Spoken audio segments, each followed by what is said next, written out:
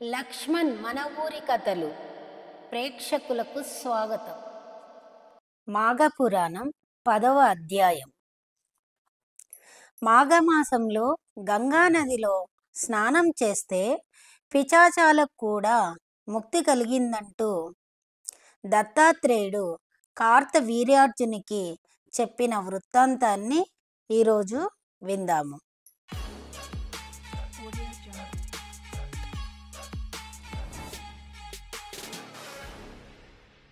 దత్తాత్రేయుల వారు మాహిష్మతి నగర రాజైన కార్తవీర్యార్జునకు గురువు. తన గురువు గారి దగ్గరికి వెళ్ళి మాఘమాస మాహాత్మ్యము, మాఘస్నాన ఫలితం గురించి అడుగగా, మాఘమాస మహిమ, స్నాన ఫలితం గురించి దత్తాత్రేయుడు ఇలా తెలుపుతూ అన్నదమ్ముల కథను ఇంకా గంగాజల మహిమను వివరించాడు. ఈరోజు బ్రాహ్మణ కన్యలు పిశాచ రూపం నుంచి విముక్తి కలగడం గురించి ఇలా చెప్పసాగాడు. పూర్వము మగధ రాజ్యంలో పౌరోహిత్యం చేసుకుంటూ జీవనం గడుపుకునే బ్రాహ్మణికి నలుగురు కుమార్తెలుండేవారు. వారు నవయవ్వన లావణ్య సౌందర్యంతో వెలిగిపోతూ ఉండేవారు. వారు ఆ గ్రామ కోనేటి వద్దనున్న ఉద్యానవనంలో పూలు కోసుకొని దేవాలయంలో దేవునికి సమర్పించేవారు. ఒకనాడు కోనేటి వద్దకు స్నానం చేయి నిమిత్తమై ఒక గురుకుల విద్యార్థి వచ్చాడు. వాడు నిండి యవ్వన ప్రాయంలో ఉన్నారు. అందమైన శరీరంతో ఉన్న ఆ యువకుడు కోనేట్లో దిగి స్నానం చేస్తుండగా అతనికి ఆ నలుగురు బ్రాహ్మణ కన్యలు చూశారు. అతని అందమును యవ్వన ప్రాయమును చూసి మోహించి అతను వద్దకు పోయి వివాహం చేసుకోమని బలవంతం చేశారు. కామము, ప్రేమ, మోహము అనేవి తన విద్యా అభివృద్ధికి ఆటంకములని భావించిన ఆ విద్యార్థి బ్రాహ్మణ కన్యల కోరికను సున్నితంగా తిరస్కరించారు. తిరస్కార అవమానాలను భరించలేని ఆ బ్రాహ్మణ కన్యలు కోపించి, నువ్వు పిశాచము అవుదువుగాక అని శపించారు. నిష్కారణంగా శాపానికి గురైన ఆ గురుకుల విద్యార్థి కూడా ఆగ్రహించి, మీరు కూడా పిశాచాలై పోదురుగాక అంటూ ప్రతిశాపమిచ్చాడు. వెంటనే వారు పిశాచాలుగా మారిపోయారు.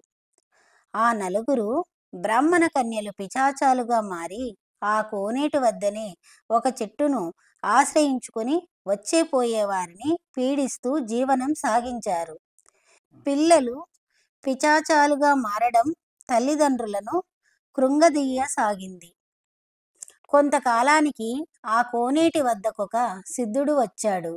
అతనితో కన్యల తల్లిదండ్రులు, స్వామి, మేము చేసిన పాపమేమిటో కానీ మా నలుగురు కుమార్తెలు పిశాచాలుగా మారిపోయారు. వారు మరలా కన్యలుగా మారే తరుణోపాయం ఏదైనా ఉంటే చెప్పండి అని తమ గోడును వెళ్ళబోసుకున్నారు. అంతటా ఆ సిద్ధుడు, ఓ బ్రాహ్మణోత్తమా, పిశాచ రూపంలో ఉన్న మీ నలుగురు కుమార్తెలను మాఘమాసంలో గయాలో ఉన్న త్రివేణి సంగంలో స్నానం చేయించుము. వారు నలుగురు శాప విముక్తులు కాగలరు.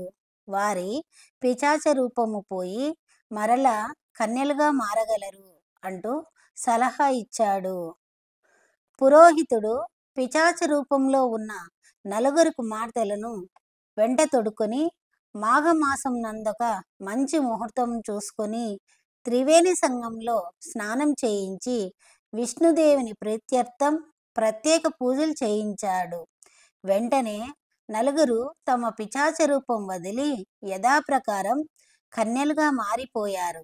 తల్లిదండ్రులెంతో సంతోషించారు. కన్యలు కూడా సత్ప్రవర్తనులై మెలగసాగారు. కావున ఓ రాజా, మాఘమాసమునకు విశేష మహిమ కలదని గ్రహించాలి. స్వస్తి. మాఘమాసంలో సూర్యోదయానికి ముందు చేసే స్నానం, సూర్య ఆరాధన, విష్ణు ఆరాధన ఎంతో పవిత్రమైనది. ఎంతటి పాపాన్నుంచైనా విముక్తి కలిగిస్తుందనే విషయాన్ని మాఘపురాణం ద్వారా తెలుసుకున్నాం కదా. ఇలాంటి భక్తి సంబంధమైన మరిన్ని విషయాలను తెలుసుకోవాలంటే లక్ష్మణ్ మన ఊరి కథలు ఛానల్ను లైక్ చేయండి, షేర్ చేయండి, సబ్స్క్రైబ్ చేయండి. ధన్యవాదాలు.